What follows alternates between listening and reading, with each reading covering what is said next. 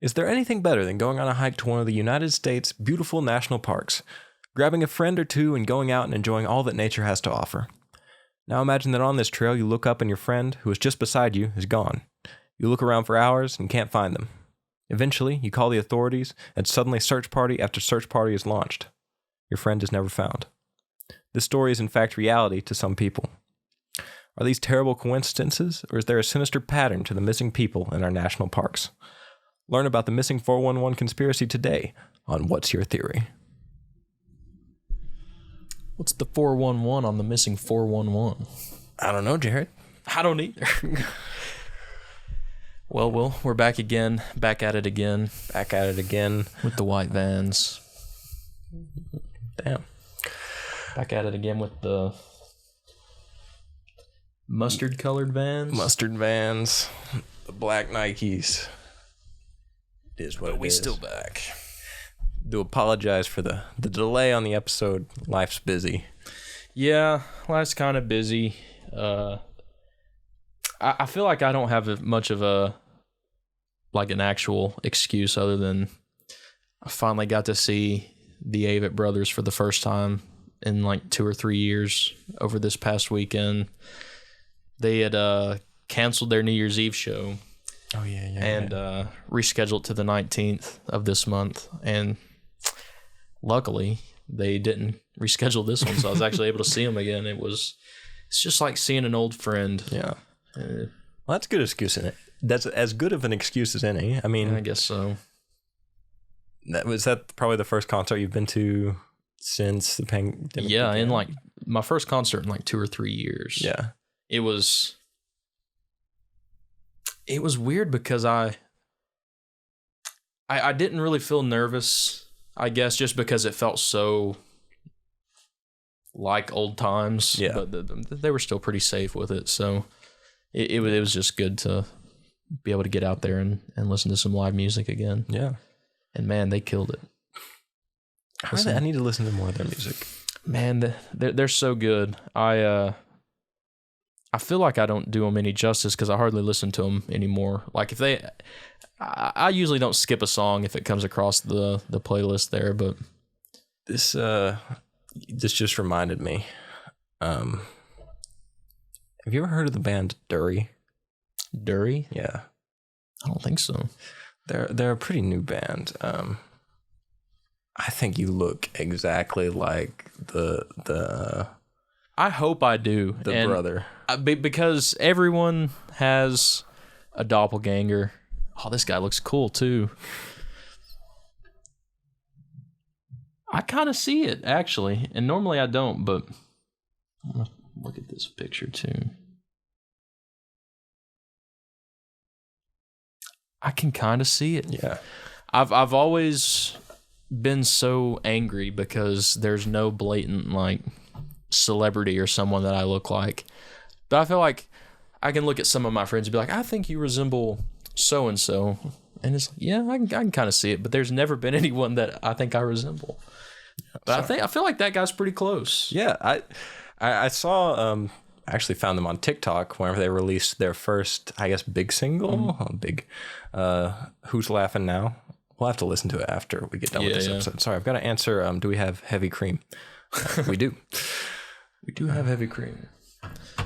But they're great. They're like a newish. They're kind of all over the place now because I've got some songs that were written before that song that are like a different style. Yeah. And then they've now kind of shifted into more of what that song is, more like an angsty kind of.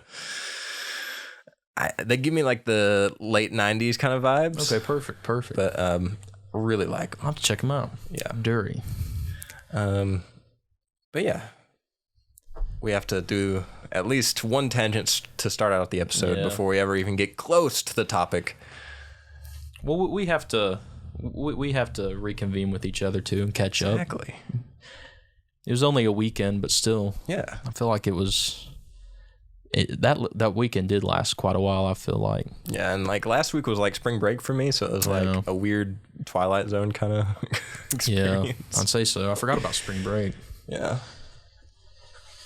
I missed the the feeling of spring break. Yeah, spring break, going out for a hike, maybe going backpacking trip or something. Maybe not coming back. Maybe never coming back at all. Maybe never being found. Period. Whatsoever. Maybe the things you've done now live on in the stories from your friends because, well, we might find out why because in this episode. We might. So, the missing 411 conspiracy. Did you know anything about this before we started researching? I did not actually. When we were talking about what we wanted to record, we had it up against this and something else, and when you mentioned this, I feel like somewhere in the back of my mind, I was that does sound familiar, but I didn't know anything until I actually like done some research and looked it all up, and like I was telling you earlier, it terrifies me now. Some of the things that I've maybe done, or like maybe I have strayed too far from the path. Yeah, because I feel like I definitely have. Like, but we'll talk more about that. But do you want to go through a quick rundown of what, in general, this missing 411 is? Yeah. So I've got kind of a basic description here. So it's basically a pattern of disappearances in the U.S. national parks, and this goes back all the way. The first account that I'm going to give is from 1938. So basically, people go missing and are either never found in places that they should not have been, or some other sort of weird occurrence happens surrounding their disappearance. Right. And this was kind of brought to life by I should have looked up a pronunciation for his name. It is a last name where I was like, I need to put this through the Google Voice thing before the episode, but I forgot to do that because I didn't want to botch it too. So it's David Pollied. I'm gonna go Pollied. Yeah. I'm gonna stick with that. If it's wrong, I apologize. Sorry, David. So he was an ex-cop, former SWAT team member. Got out of the business. I couldn't really find anything exactly why he retired and moved away from that kind of work, but he was then obsessed with Bigfoot. As one is. Yeah, he wrote 2 books about Bigfoot, published by himself. I should have looked up the names of those books, but I do know that they exist. And then while he was doing research for his books in a national park, a park ranger apparently told him about these missing persons cases, and he then started writing books called The Missing 411. Mm-hmm. So I think there's 4 books. They kind of just cover all of these disappearances that have happened over the course of, I guess, almost 100 years now. Yeah, pretty much. So some interesting stuff about this. So in his research, he contacted the parks to learn about, to see if he could get any information on these people who went missing. And he used the Freedom of Information Act. So basically that is, you can go to the government and say, hey, I want this record. And then they're supposed to be like, okay, here you go. The parks denied him most of the time. And while I would be like, this is kind of fine, it's an active investigation. Some of them are active investigations. I can see why that would not want to be disclosed information.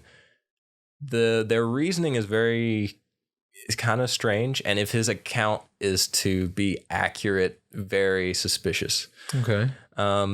So I'm gonna say this is gonna lean towards, this is what he says happened. The truth of the matter is that he did contact and was denied Freedom of Information requests. There is no there's exactly no, why. We don't really know why. We just have his word. Yeah, he said that whenever he was investigating at least one missing persons case, he contacted with the request, and they sent back and they were like, no. And then he was like, well, why? Why? Basically, he was looking for what statistics on how many people have gone missing and not found, within a certain time frame. And they were like, yeah, we don't keep statistics on that. And he was like, okay. what if you gave us some numbers that we could, parse through, and I could pay somebody to investigate and figure it out? And they're like, no. And then he was like, so if a list like this were to exist, how much money would it take to get it? And they were like, well, it doesn't, but like $2.5 million. Jeez. So I don't know. That's highly suspect. If that went down like that, I think that's super suspicious. Yeah. Because one, why would a government-ran National Park Service not keep a statistic on how many people go missing in their parks? I feel like that's Park Service 101. Yeah. And then another little detail I forgot to add is he does, like, in his... I have not read the books, so I can't, like, speak to this 100%, but I know enough about them that in the books he does, like, use certain criteria to meet this conspiracy, I guess we're going to just call it that. Whereas stuff that, like, obvious foul play, obvious suicide, and other things like that are excluded from the data that he keeps up with. And now that I'm saying that, I should have looked up the exact number, because I know he has a number on, like, the exact number of disappearances that meet that criteria. I know it's in the thousands. I think it's like... I want to say I saw the same thing, maybe like 1,600 is like coming to my head. It was something up there. It was definitely over 1,000, but it was an insane number just to have been, swept under the rug. Yeah, and to meet that, like, criteria, yeah, it's crazy. Absolutely. Let's see. And again, if you want to take his word for what it is, why would a list like that, if it were to exist, cost $2.5 million?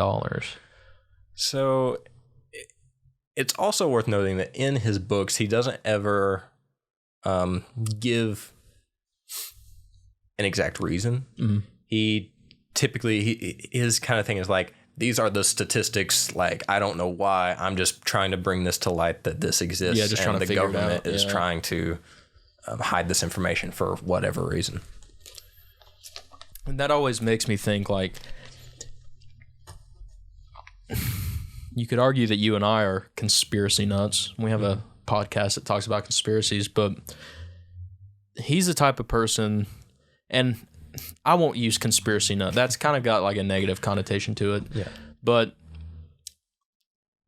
isn't it so funny that people who bring stuff like that to light, where it could straddle the line between conspiracy or just coincidence, but it's leaning more towards the conspiracy side, because, like you said, all these things are lining up. All the criteria for those statistics have met, the standard or whatever. And you always just see people like that and portrayed so freaking crazy. Yeah. I wonder if that's just the government, man, trying to make us think that they're crazy, dude. It does not help his credibility that he was obsessed with Bigfoot. That's what I'm saying. Yeah. Why, like, of course, that's the first thing you're going to see when you look up this guy, or that's one of the first things I guess you'd see. Yeah, because everyone's so easy to laugh off Bigfoot, but something like this, I feel like when you're starting to get into the nitty gritty, where it's like, okay, some fishy stuff is really going on. Yeah, that's when. And then another thing that kind of, I'm not going to say it discredits him, but something that I think he executed poorly. I've not seen the documentary, but I've heard, like, breakdowns of it. I've heard about this as well. I think there are 2 documentaries, but the first one in particular, basically he's going around to these national parks and he's telling the basic story. But while they were at a national park, somebody went missing, like a child. And basically the way that the documentary, like, the way it kind of set up is they just dropped everything and they were, like, focusing on this one instance right here that, it just had happened literally while they were filming, just coincidentally. But that scenario seems to be, like, literally the family either accidentally or purposely killed their child. And so he was like sitting here focusing on this while the evidence like really Was pointing away from anything, conspiratorial. Well, that kind of sucks. Yeah. But I guess in the moment, riding the high of, we're filming a documentary about missing kids, and it just so happens a kid went missing in the same woods, like not too long ago. So yeah. What are the odds of that? Apparently pretty high. Oh yeah, I guess so. 100%, I guess. Yeah.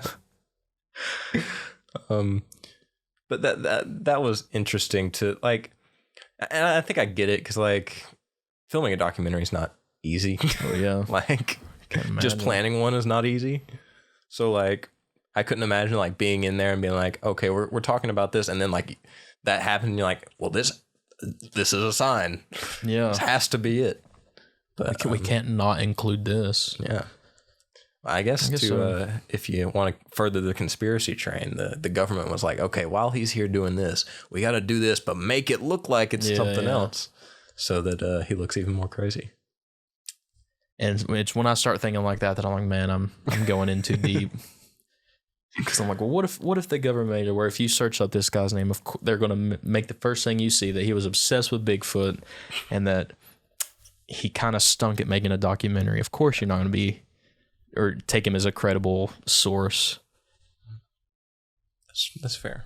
A lot of people, skeptics say that, it's just coincidence, things, big wilderness. There's another map. There's a map that I'm going to have you look at towards the end of the episode, that kind of links caves to everything, but that's also still kind of scary. Ooh. Interesting. I didn't even think about caves. Yeah. But I figure we can start at the beginning. I think the very first account that he has listed in his book. You said that was back in the 30s, right? Yes, and this is a very interesting one. And it's one of the ones that, like, I guess, of course, it's interesting because it can only be, like, eyewitness accounts. Right. So, like, there's no hard evidence. I saw a video on YouTube, and my brother in Christ, it's all word for word. It's 1930. Have you seen those memes now where it's like it'll just have a broad statement or something, and then it's just like a random picture of someone, and the caption is just "My brother in Christ," comma, and then just refuting the. Yeah. I don't know what humor has evolved into these days, but I will say those crack me up just because I feel like I'm just going to start calling people my brother in Christ. Brother in Christ. So this revolves around Alfred Beilhartz. He's 4 years old, disappeared on July 3rd, 1938 in Rocky Mountain National Park. 1938. So into the Depression. I don't know, just something to put out there. It's the end of the Depression. So his father and some friends, they're all on a hike together in Rocky Mountain National Park. They're about a fourth of a mile away from the initial lodge. That morning, the father heads off to bathe in the stream, and Alfred goes with him. And then the friends, they go a little bit later, and they're like, okay, we're going to go upstream a little bit and to also bathe. So the father gets done, and he goes back to camp, and Alfred stays outside because he's too little at this point to swim. So, it's like... Okay. So as the father heads back off, Alfred goes, hey, I'm going to go up to, the friends who are just, like 500 feet up upstream. And father's like, okay. And goes back to camp, and then eventually the friends come back, and no Alfred. Of course. So this is time spent about 30 minutes. So as soon as they're like, where's Alfred? They immediately start looking, and then 30 minutes of searching, they call park rangers. So if anything has happened, like Alfred could not have gotten farthest at this point. 30 minutes have passed, right? Yeah. And he's 3 years old. So yeah. So and they do the responsible thing. They immediately call park rangers once they're like, yeah, we're not finding him. And rangers assemble a team the next day and begin searching immediately. So they can't find anything. They dam the creek and start dredging it, thinking that he's fallen in and drowned. Can't find him. They bring in sniffing dogs. They can't get any scent, and basically they just lie down beside the creek. They don't do anything, but they do get a bit of a scent, and they start walking uphill. A little strange, but they start walking. They get, I think it's around 300 feet up, and then they just stop. And this is within 3 days. Oh. Yeah. They finish dredging they don't finish. They at least start dredging the creek on July the 5th. He went missing on the 3rd. On the 3rd, yeah. There's one interesting account that is not linked, but linked to the disappearance.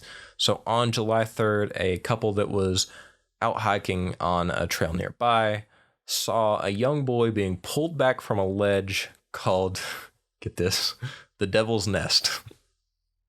Aptly named. Yes. They pulled back from the ledge? Yeah, apparently they had heard a boy screaming or crying. They looked up and they saw him for like a split second or two, and they saw a shadowy figure grab the boy and just pull him back from the ledge and, disappeared. And yeah, never found. It's interesting to me that even the dogs couldn't pick up a scent. Yeah. Which, do you have a theory behind that? About the dog just not being able to get a scent of the little boy. I can't figure out why they wouldn't. Like, that's what I'm saying. I don't, unless. What gets me is they like get the scent, they go up, and then they just stop. Yeah. I don't know, unless because you got to think. Well, I guess it depends on how you picture these people or person, whatever you think it may be.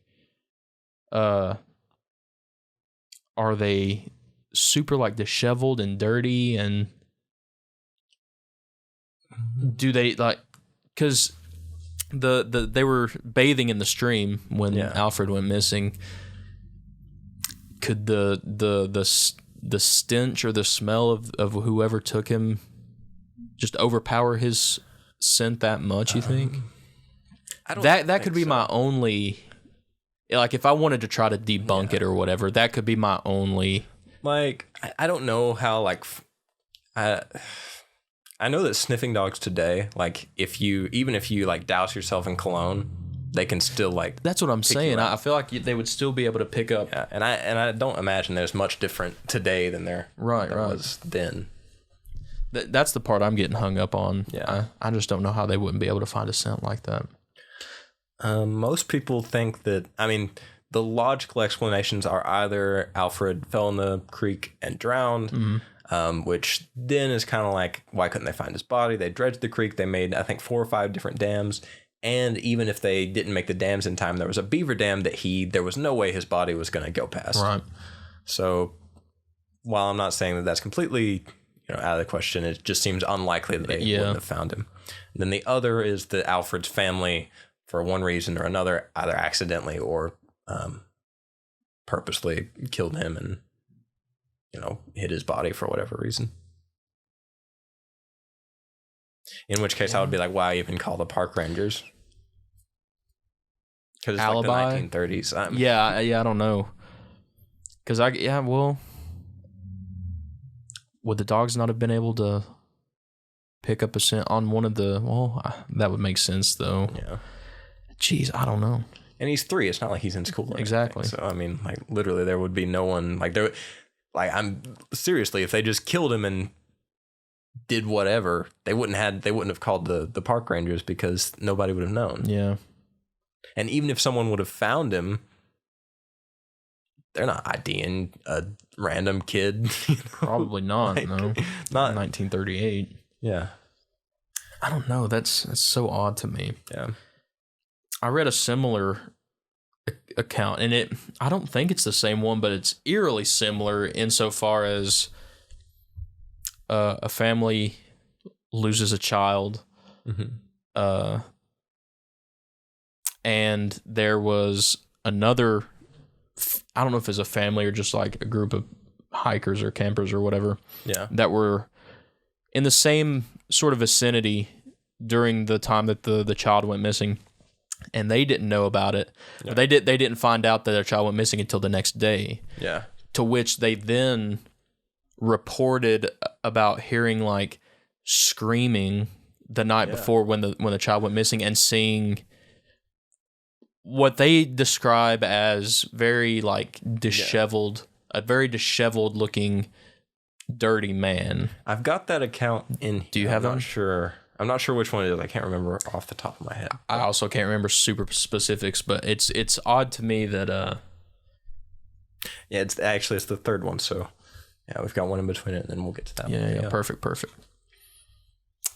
I'm excited to talk about that one just because, I mean, talk about coincidence that one is specifically like crazy. Yeah. But this second one is short, so I think we won't linger on it too long.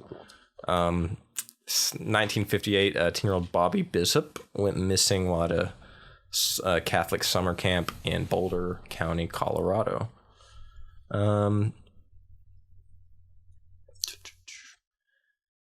Parts of his remains were found, and bits of clothing. Some were up to 3 miles away from where he went missing. Bobby's skull was never found.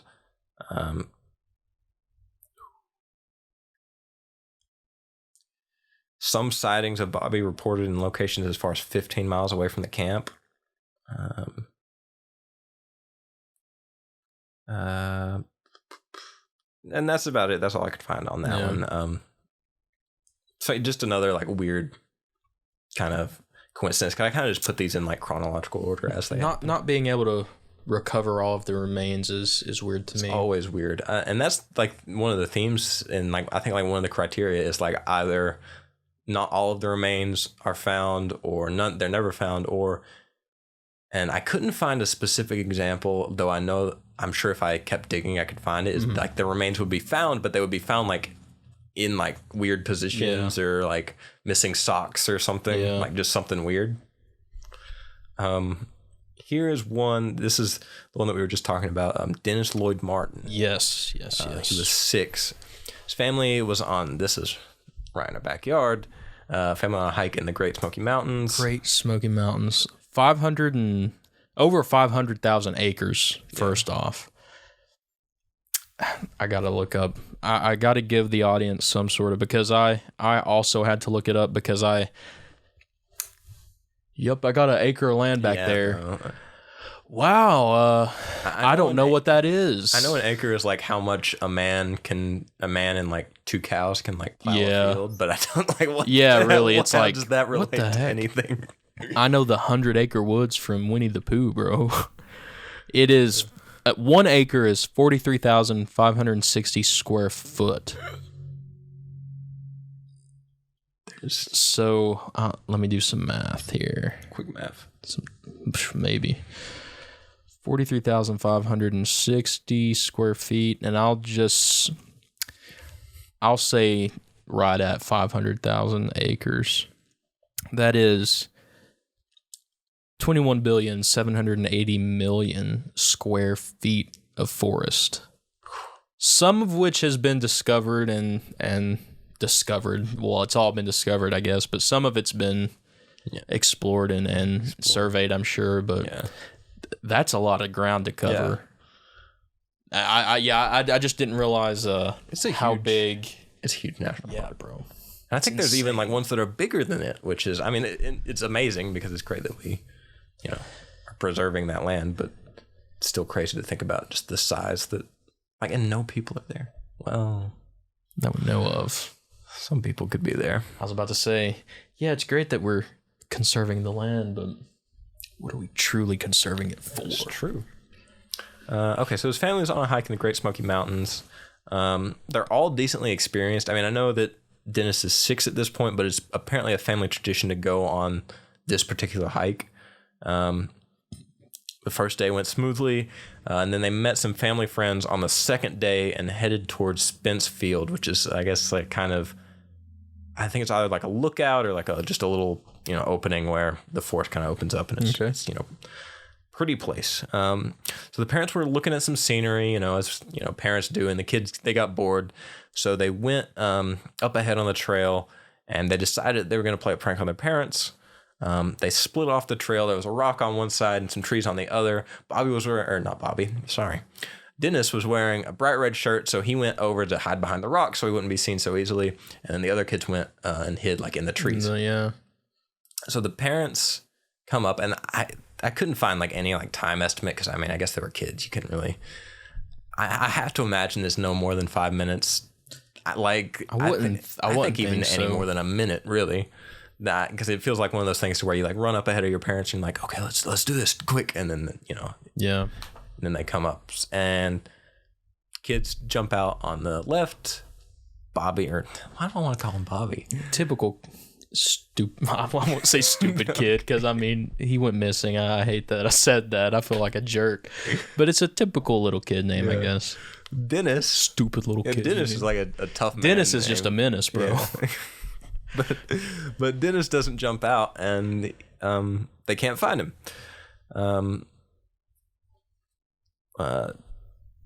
Dennis was missing. Yeah, after 13,000 hours, like man hours total.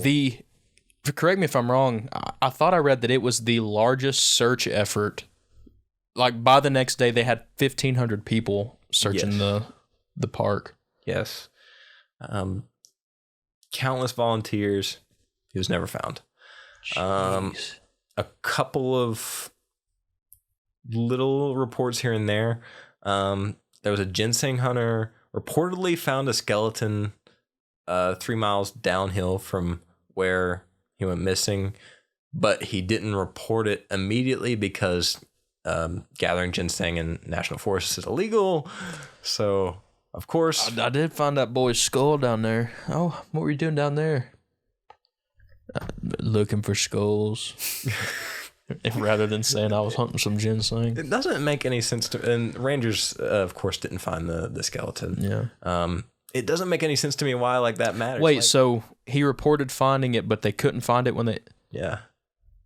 I don't know. I forget how long Interesting. Like, the time gap between him like reportedly finding it and then him like reporting it. But even then I'm like, okay, so you're hunting for ginseng. Like all you have to do is be like, yeah, I'm just out in the woods. I'm just taking a little hike. Yeah. It's not like it's a route. It's easy to conceal. Yeah. Like, just go tell the police. I don't even know if I could even tell you what ginseng looked like. I knew at one point. I don't know anymore. I remember being young and always thinking it was like a drug, because I always heard about up hunting for ginseng, and then I knew that you could get in trouble for it in certain places. I'm like, because I want to say like I had family that went and got ginseng. I'm like, man, they're criminals. But then I remember like going to a store, be like, we sell ginseng here. I'm like, what the heck? What's going on? They're just letting drugs onto the streets now. This illegal substance is in your shopping malls. Wake up, sheeple. It's I know it's like... Is it a root? It is a root. It's a root? But yeah, I would have. Like yellowish. I can't remember. But there's also yellow root, so I don't know. You can make good money. That's what I hear. Like people make a living off of ginseng, selling it and everything. Yeah. I don't know. Maybe I'm in the wrong profession. It's hard work.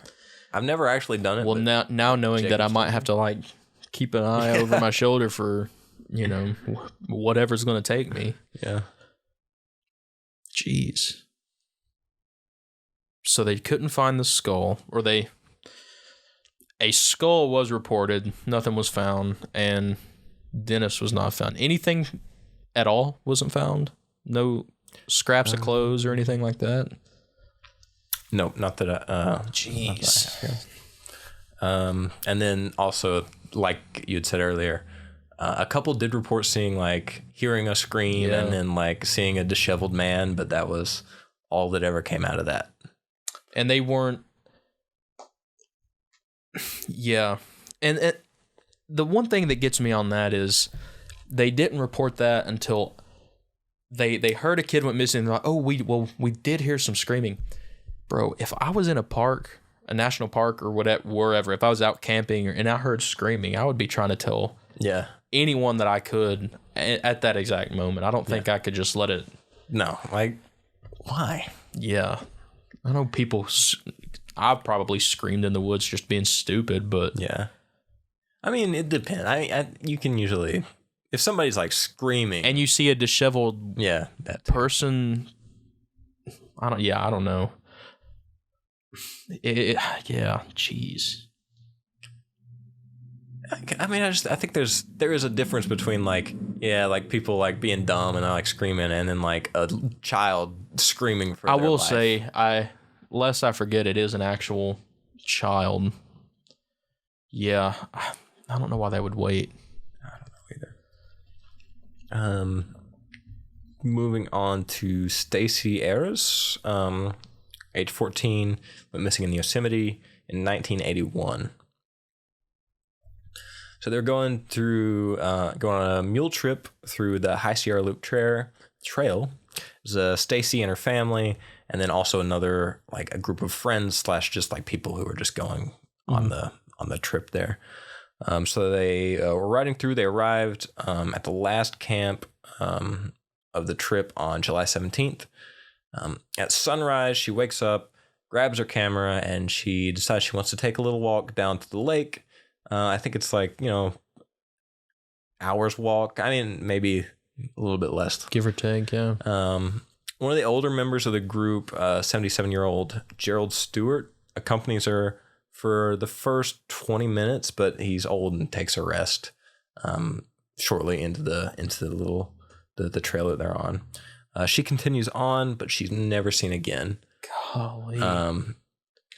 Gerald eventually gets up and he starts continuing walking on the trail. He sees a group coming back towards him from the lake, and he asks them if they've seen her up ahead, and they're like, no. And so he keeps walking and never finds her. That's another one where not as big of a manhunt, actually. Search party. I mean, it's the same thing. Find them. It sounds a little bit different when you put it like that. Not as big of a search party, but park rangers involved, the whole thing. The only thing that was found was her camera lens. And I know for a fact nobody's making me sacrifice a camera lens unless if I'm in dire. If she has a camera and her main goal was to walk down here to take pictures, and I know you know this as someone who owns a camera and takes photos, you don't forget your lens. Yeah, there's no way. And you don't just leave it sitting. Yes, something had you. You know what I mean? Yeah. The more every time you say, yeah, and then they were just never seen again. That's such a. It's so weird because that's such an easy thing to say. You know, like, oh, and no one just ever saw them again. Yeah. It's like, well, it's just weird to say that without an explanation. Yeah, I mean, I don't know how to explain it, or I guess like verbally process it, but it's something that I feel like just shouldn't be a thing. Yeah, I think authorities like theorize that she could have gotten lost, that she maybe ran away. Doesn't make any sense. Why run away at that point? Foul play. Obviously, they can't rule that out, but without finding any remains or anything, it's like there really is no explanation other than it just happened. All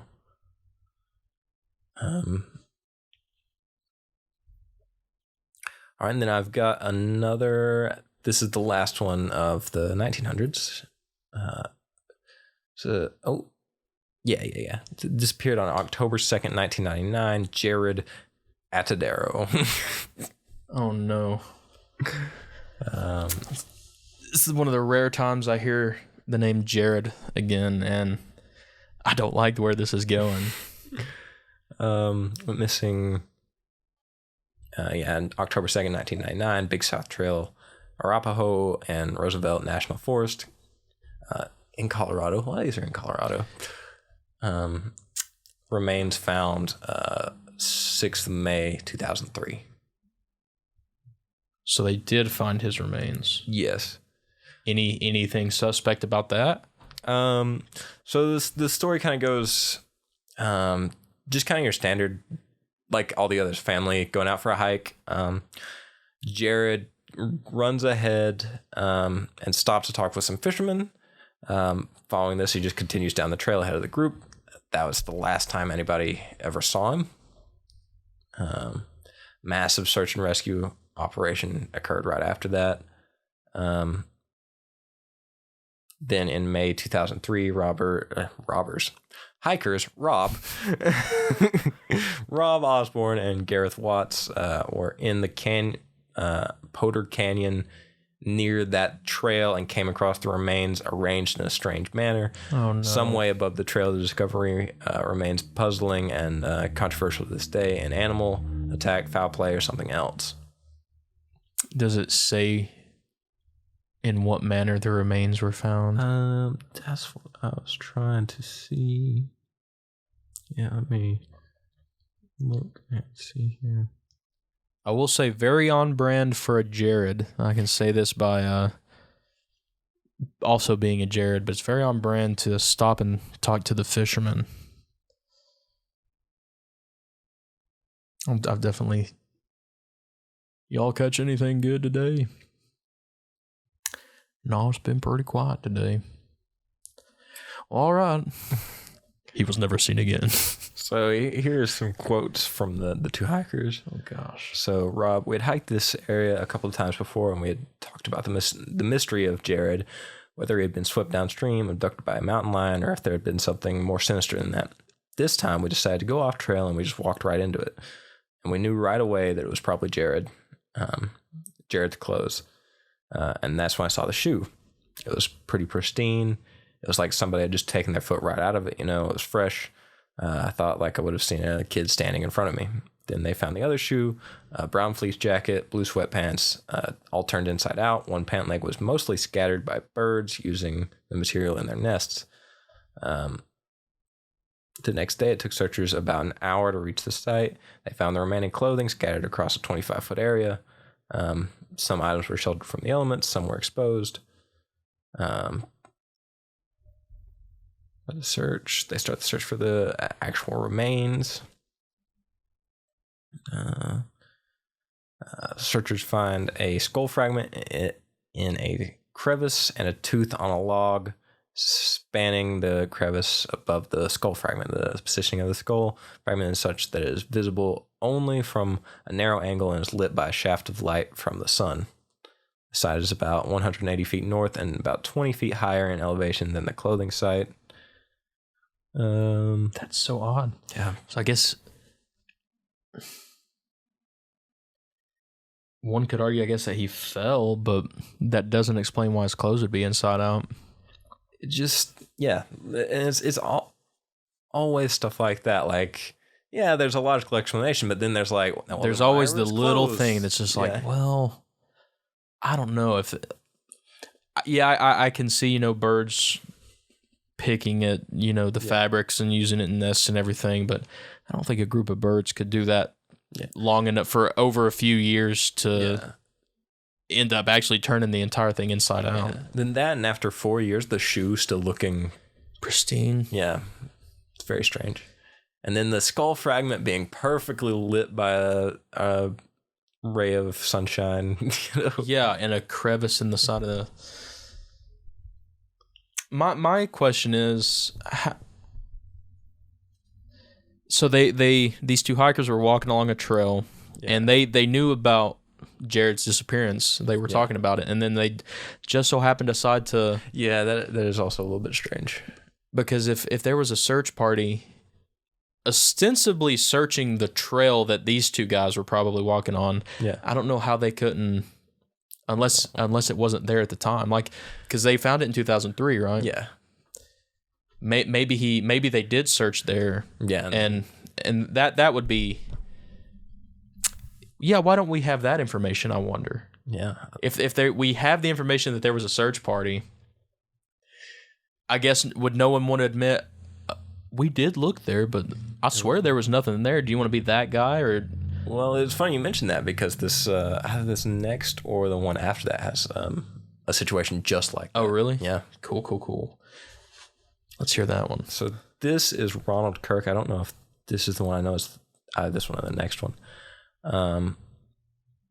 So let me read down a little bit. So he was an experienced hiker, hiking in a Red Rock Canyon in Nevada, I think.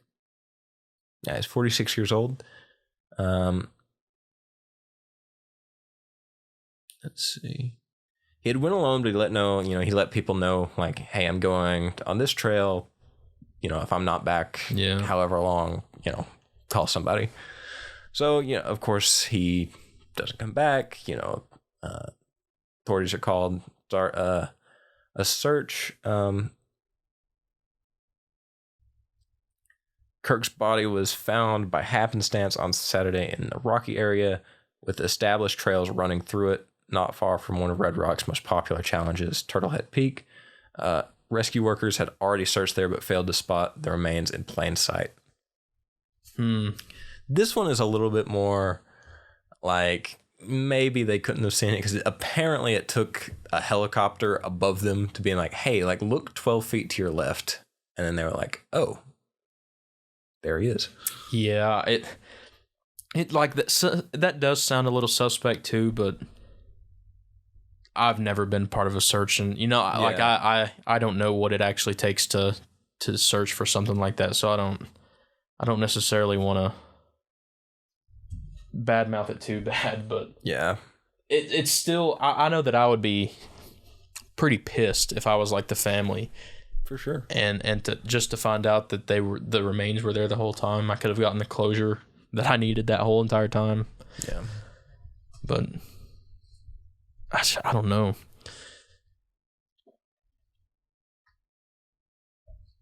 It's interesting that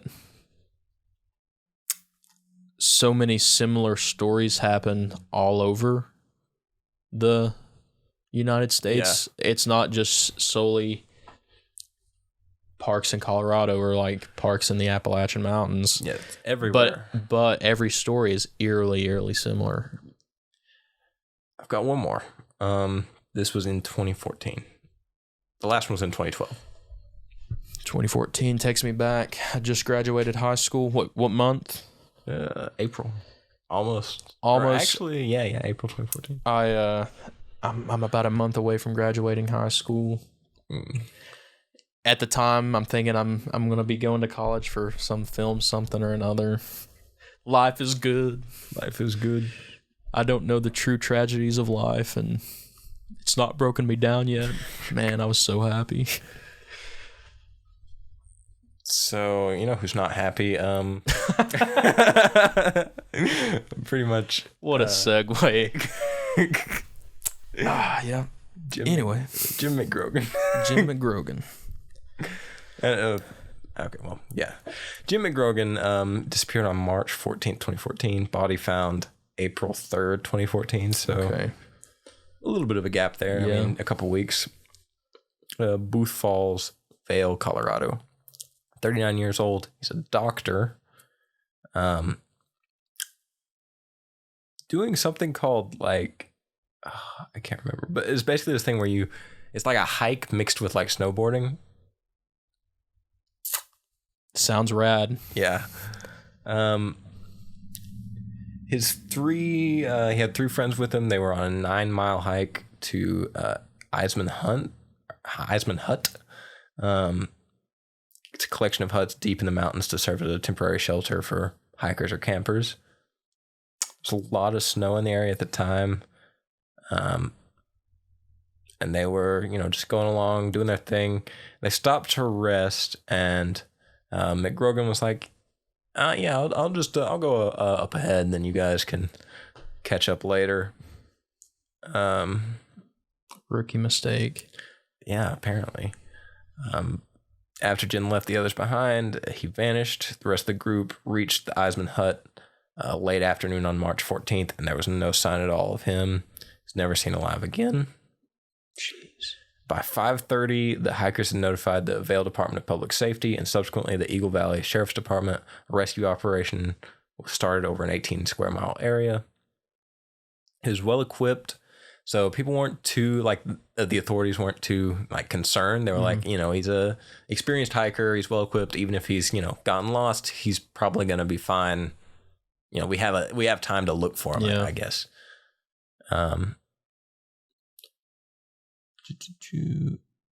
His cell phone pinged once the day that he went missing, but after that it went dead. 3 days, teams were searching on foot, snowmobile, and 3 helicopters were in the area. By Tuesday, March 18th, bad weather forced the search to be suspended. Crews had spent a combined 1,000 hours searching for McGrogan. A 5-day search failed to find any signs of him. Despite snow in the area, which would have indicated if someone was hiking or skiing off trail. 20 days later, his body was found by a group of backcountry skiers about 4.5 miles from the trail on April 3rd, 2014, near the Booth Falls area, way to the east of Eisman Hut. The reporting party told authorities that he and 2 others were skiing Booth Falls area where they located the dead body in an ice fall below Booth Falls, laying on top of an ice sheet.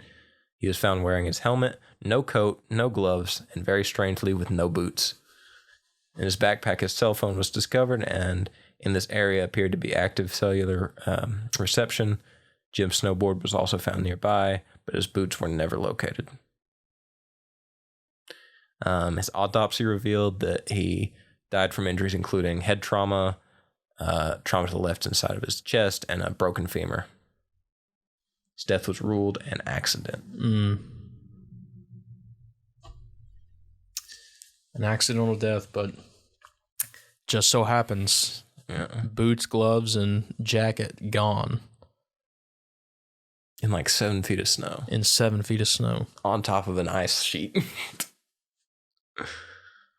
That's tough too, because if, like, when that storm came in during their search, I bet that, I'm sure it was a snowstorm, right? Yeah. It had to have covered up any sort of footprints or like any sign of a struggle. That sucks. Yeah.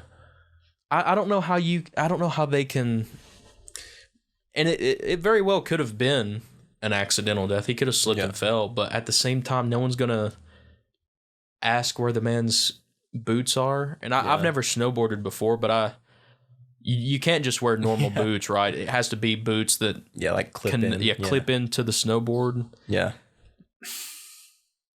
Jacket. Someone's gonna steal a jacket. Yeah, off of a dead man. Yeah. There's too many questions that need to be asked that aren't answered. Welcome to What's Your Theory? Welcome to What's Your Theory? That's all the accounts that I have. So now let me tell you a couple of theories. Okay, I thought you were about to be like a couple personal accounts. I was like, what? A couple of theories as to what could be the cause here. I'm gonna try and maybe go from like most logical to most illogical. Yeah.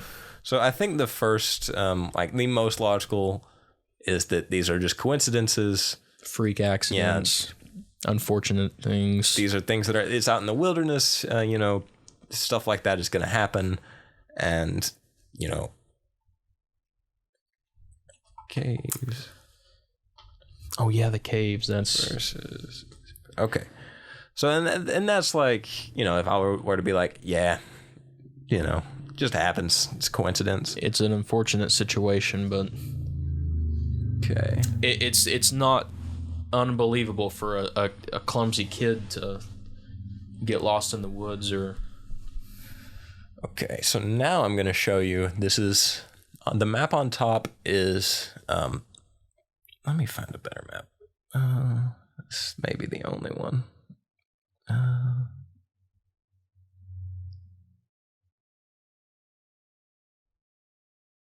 Yeah, let me. Yeah. Sorry, one Oh, moment. no, you're good. I feel like this is... I'm going to wait until you talk about one of the theories before I get into what it makes me think of, because it's about a movie. Yeah. And I want to... I don't know if we've talked about it, but I'll wait until we get to it. I don't want to... So the top is a map of missing persons, and the bottom is a map of limestone and lava cave systems in the United States.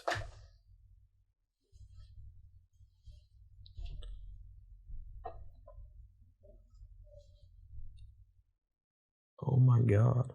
Yeah. For those of... Well, I guess that's all of you that can't see this. It's two pictures of the United States, and the top map is statistical analysis of missing people, right? Yeah. And the bottom map shows limestone and lava caves. If you were to make both maps transparent and put them on top of each other, Yeah. you might not even be able to tell a difference or tell which is which. Yeah. That is terrifying. Yeah. So I'm sure that there's, that even like when you get down into Texas, Oklahoma area, where there's a big section of the Midwest on the missing persons map that there's not really anything there. Yeah. I'm sure it's just because it's all flat and but even like in these little dots down here by Texas where there are some missing, reports, you look down here at the caves map and they're little dots right around the same areas where it's... Yeah. That's so insane. Yeah. That's one of like the more widely this is definitely contributing to just people disappearing. Is the idea that they are just stumbling into these caves by accident, or... Yeah, because you got to think like these are like giant systems, not just like, one little cave. It's these are all pretty much connected. Like, you see like, I like the East Coast there. Like those caves are pretty much all... It's kind of amalgamated into like one huge... Yeah. It's a bunch of like different, but they're also... Yeah. Yeah. And then... The Descent. This doesn't even... include the caves that we don't have mapped. Exactly. There are plenty of caves that we just don't know exist yet. Jeez. Yeah. And then the third... I'm going to say this is the third most logical, just because there's a lot of evidence, and we're going to get into this likely next episode. Mm-hmm. But feral people seem to be kind of like... Well, like feral people / foul play. I mean, I think foul play... You can kind of just put that up with number one as being just coincidence, like things happen. Yeah. But feral people. So basically this idea that there are people in the national parks that are so far removed from society that they just, revert back to, tribe-like, ape-like, instincts. Well, you think about places like the Amazon rainforest and stuff where there are tribes that have not had any sort of interactions with the outside world for thousands of years, I would say. Yeah. You hear about people going on mission trips. A few years back, there was a story of a guy who went to one of those tribes in the Amazon, and he was just on a mission trip. But dude, I'm not trying to bash him for the mission trip. If you feel like you need to do that, I mean that's all on you. But I mean, I don't even think he got to shore. I think they got him with like arrows or something like that. Just because anytime a plane or helicopter, I'm sure you've seen videos of that, like they're, shooting arrows up because if it can happen in the Amazon where it's acres and acres of undiscovered or like hiked wilderness. Yeah. All the conspiracies I was seeing was that these national parks have been put in place to house these groups of people. Yeah. Just because I'll mention this real quick just because I feel like I've mentioned it in an episode before, but Lost Cove, in North Carolina. We were talking about this before we recorded a little bit, but my buddy Nick at work has always told me about this story of just like a community of people living up in the mountains, that they weren't necessarily feral people, if you want to call them that. They had schoolhouses, they had shops and their homes and everything, but they were just off from society. And there was like the society stumbled across them, and they saw they had a bunch of kids up there, and they wanted those kids to have like a real education, so they put them in the public school system. And dude, their immune system hadn't built up to fight any of these sicknesses or diseases in the community, or like I won't say actual community because they're both actual communities, but the real world, I guess. I don't know. And it like wiped them all out up at Lost Cove, and you can still go up there. There's buildings up in the mountains and everything too, but you got to think that if they knew that something like that could happen, why not just make something a national park, but just make it, acres and acres and acres of land, but also make some of it like not accessible. You know what I mean? Yeah. And it fits. It works. I forgot to mention this. The Dennis case where he just, went missing out of nowhere. During that manhunt, which we said, was one of the largest in history, the Green Berets were called in. And that's like that's just weird. America, the U.S. doesn't use. Interesting. Like, just use them. Like, they would typically in that situation just use the National Guard because that's like what they're there for. Yeah. Green Berets fight. Yeah. You know what I mean? That's really interesting. Yeah. Apparently they did not nobody saw them with actual anything other than sidearms, but they could have a weapons drop, somewhere in the woods, and they just the fact that they were just even there. Yeah. That brings me to what I was talking about. Have you seen Jordan Peele's second movie, Us? No, I want to. Bro, you've got to watch Us. It's eerily similar in so far as it's not really a spoiler, but it's literally not, because it's right at the very beginning and it's just like a little title card. But Jordan Peele makes it a point to let the audience know that back in the day there were just tons of tunnels built underground in America, and there's miles and miles and miles spanning all across the land, and they're just not used anymore, but they're still there. And he just begs the question of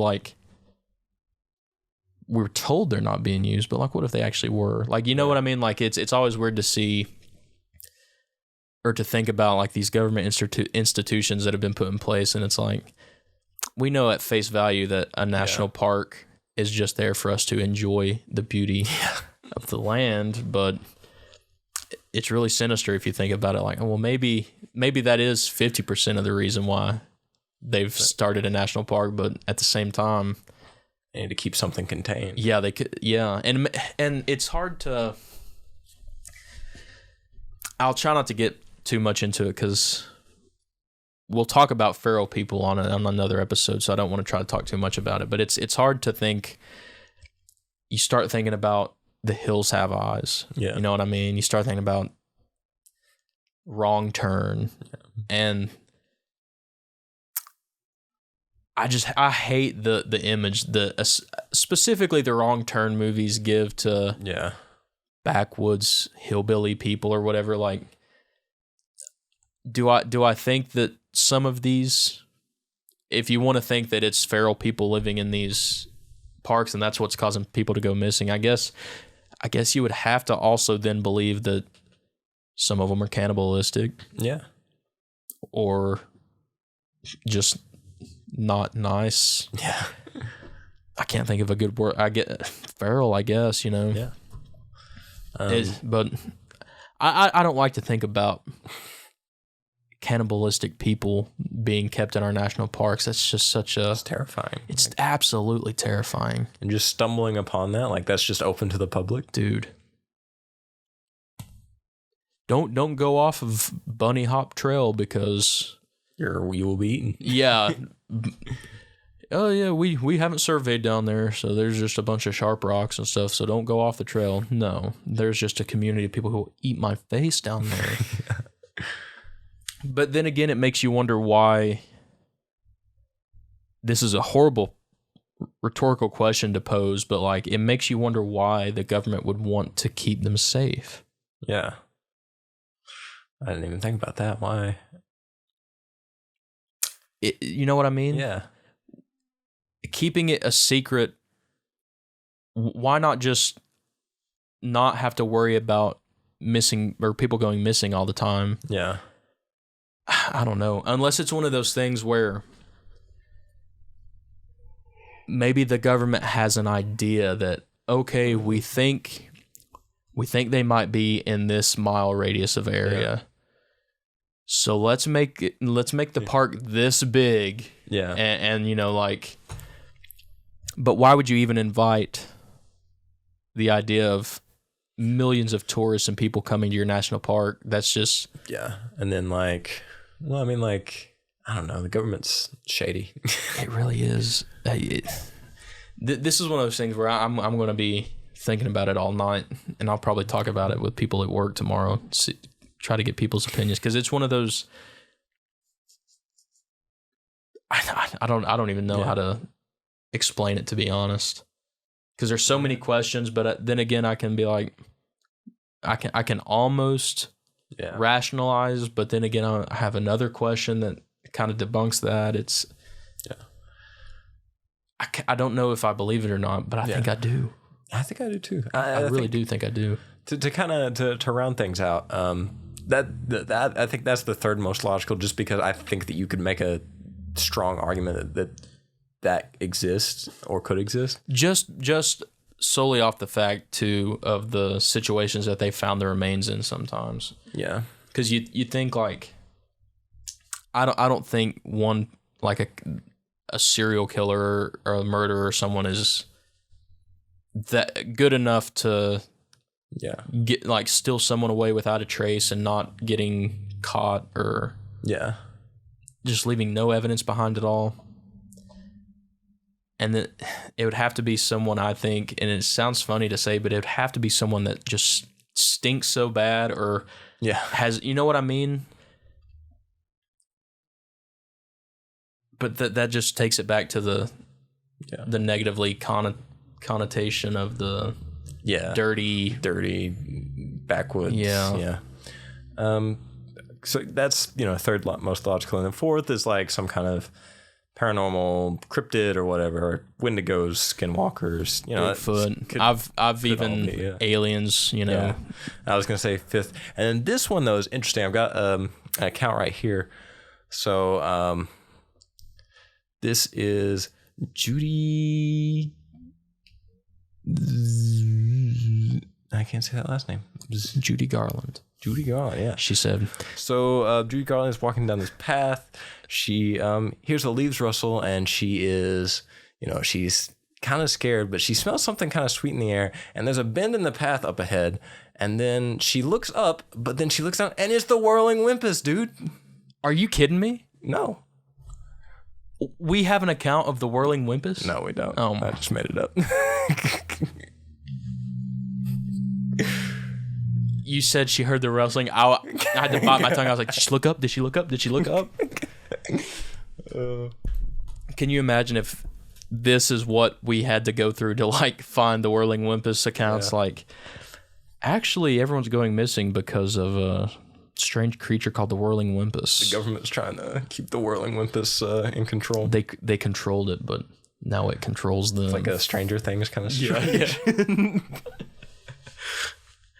Oh, man. Well, I guess that begs the question, though. What's your theory? The more I think about it and the more we discuss it, I don't like the idea, but there's something very intriguing to me about the idea that back in the day when these national parks were first, being created, I guess. Yeah, I don't know, being I don't know what the right word there would be, but it intrigues me the idea that the government stumbles across people, and just kind of has this silent agreement with each other of like, we'll take care of you, you know what I mean? Yeah. Like, not like we'll give you food and drinks, but like we'll take care of you. We won't bother you, but and we just won't ever talk about you again. We won't ever mention you. But at the same time, like I said, the risk is still weird to me. But like you said, the government's kind of shifty. So yeah, I mean, who knows what they could be doing to the feral people? And that's another thing too. I would have to think that whatever feral people are out there would have to know a difference between who they can and who they couldn't pick on. You know what I mean? Because, which I would assume if the government has any involvement, they probably do send like Green Berets or, some sort of SWAT team. Or there's had to been some sort of interaction or conflict there for them to know that. Yeah. But then again, maybe they're not. I don't know. I'll stop rambling, and just to say that my theory is I do think there are people in the park services that we just don't know about, and they're just kind of living out there. Yeah. Because people lived out there for years before. Yeah. Before like recorded history. Yeah, that's what I'm saying. So I don't think that stops just because part of society has advanced. Yeah, I would agree with that. I think at the very least, I think that there's something interesting going on that the government is not too keen on people knowing about. Yeah. I think I lean towards feral people just because it seems very like it. I think it seems logical, honestly. It's the more logical if you're wanting to think that it's the government is involved some way. I think the feral people route's the more logical way to go about it. And I think that I sit in that camp of like the government knows something's going on there that they don't want us to exactly know exactly what it is, and maybe they don't know exactly what it is. And that begs the question, why don't they want us? Is it because they also don't really have an idea, or is it because, which I think tomorrow, if we all found out that there were feral people living in the national parks, would it cause a commotion? Would it be crazy? Absolutely. But I don't think it would be big enough to cause like mass hysteria or anything. Yeah.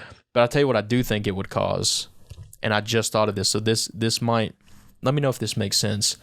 If the government came out and were like, yeah, over the past few years, we have been secluding these groups of people in our national parks because just for safety.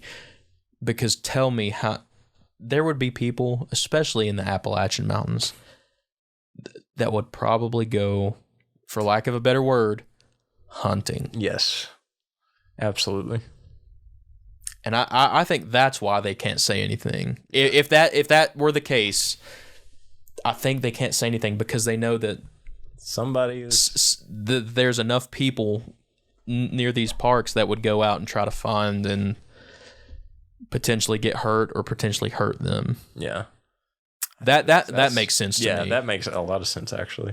I could see it now like that. That's announced, and then you hear somebody, well, I'm going to go down there and get my rifle. We'll see. What is that story that I feel like we all read in middle school, high school, where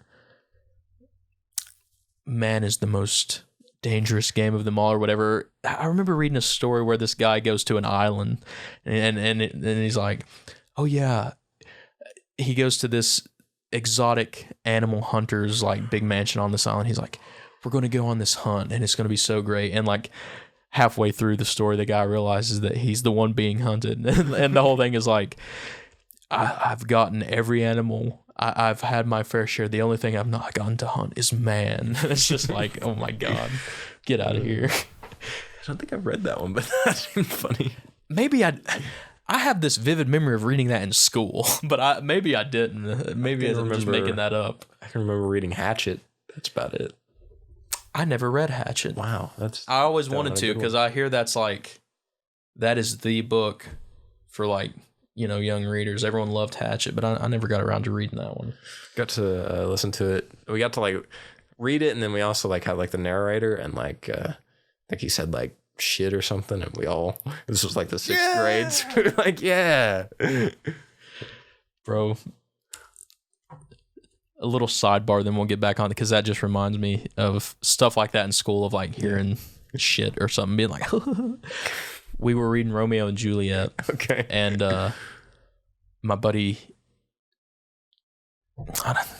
how do we feel about name dropping people? Because I'm not about to say anything bad, but like, I mean, do you still know him?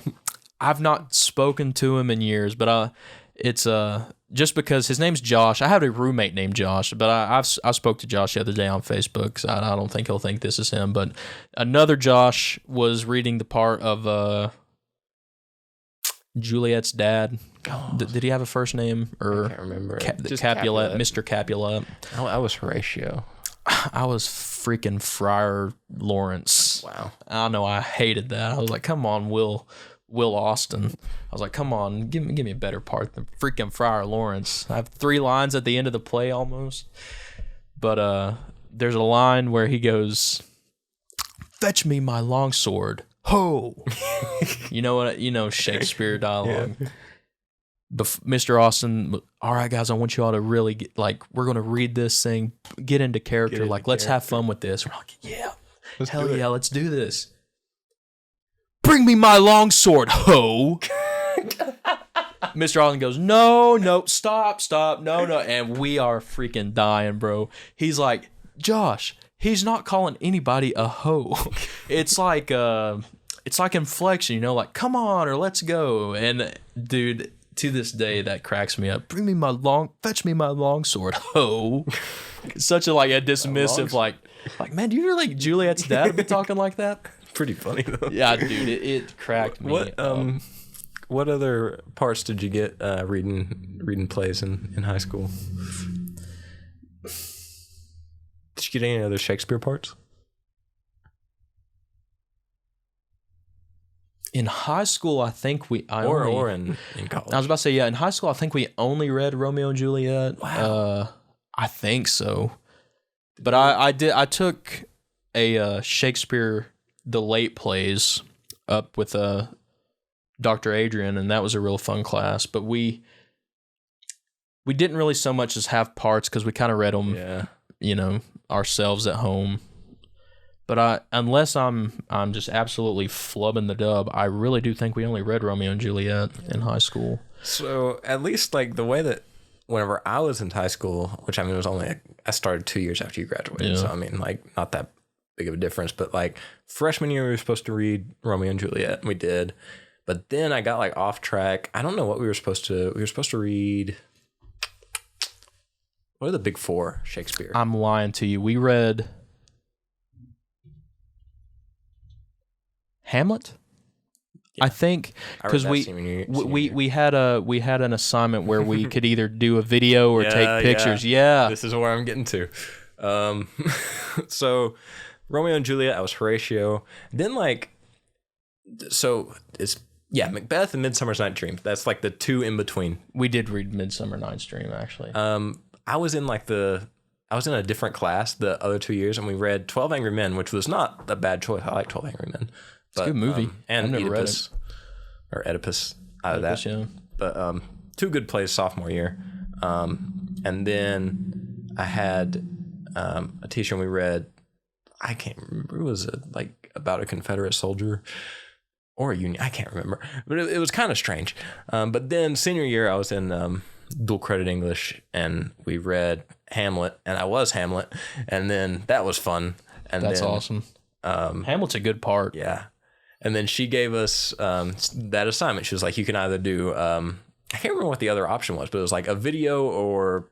We done like a series of photos. Oh, okay. That captured, it was pretty much like... yeah, that's it. Yeah, we picked certain scenes from the play, and like, it was kind of like Snapchat before Snapchat was Snapchat.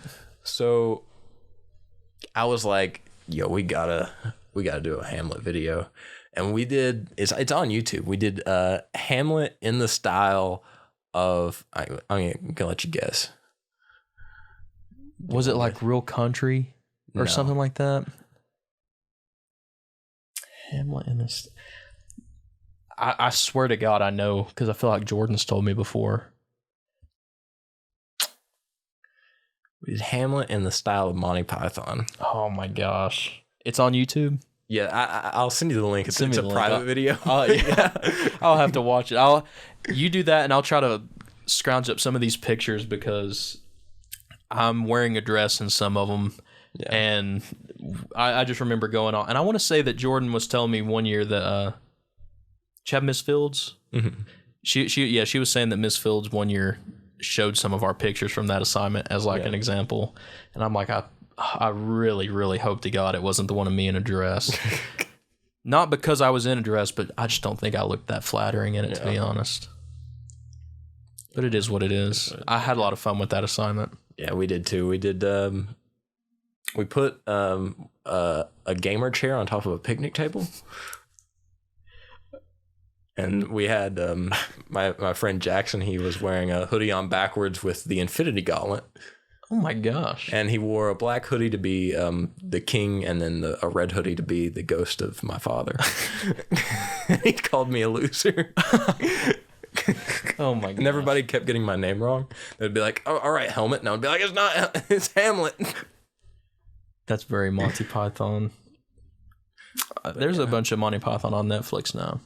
We've gotten a little off track, but I mean, oh well. My phone died. We normally look up movies or other media and stuff like this, but I wanted to tell you, when we were in Greensboro for the Avett Brothers show, me and Jordan love to go thrifting. Yeah. I'm all about the cheap bargains, bro. Did you find a Mothman?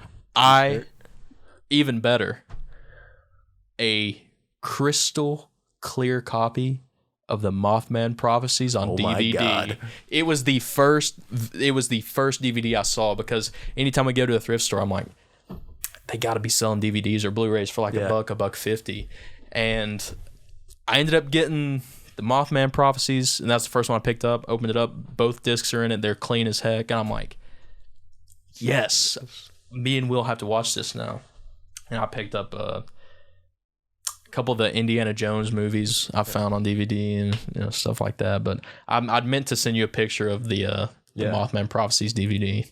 That's a find right there, dude. It was meant to be. And I meant to bring it tonight. I knew I forgot it. We went to this store, and I wish I could remember the name. If I brought it with me, I could tell you.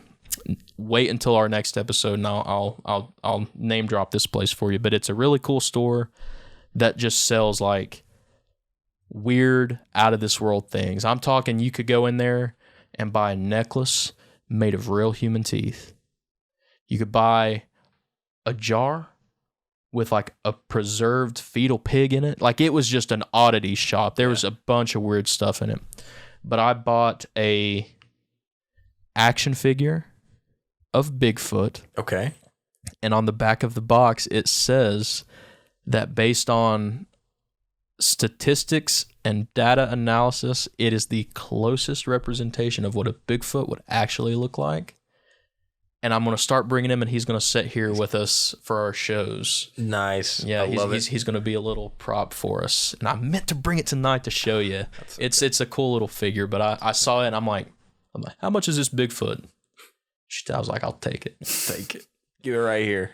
I've got a plan for him. Dude, it was a cool little shop. It had a bunch of weird stuff in it, but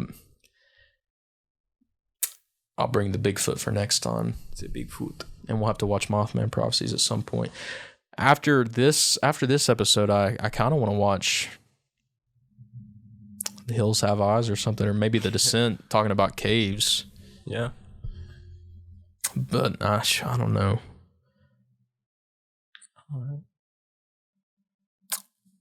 If you're going to take anything from this episode, any advice at all. Yeah.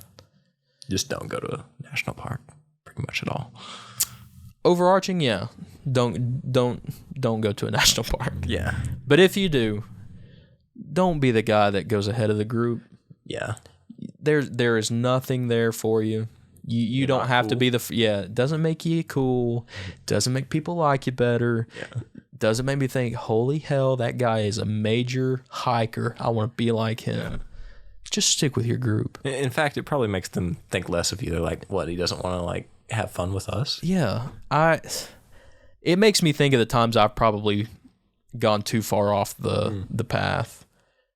And I've told you the time I know we probably ran long, but when my buddy Storm, before he shipped off to basic training, we went up to the sand cave and slept in the cave. Yeah.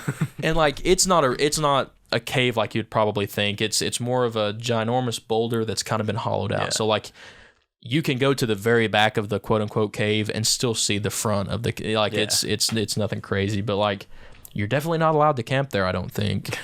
So like we stayed there 2 nights in the pitch black.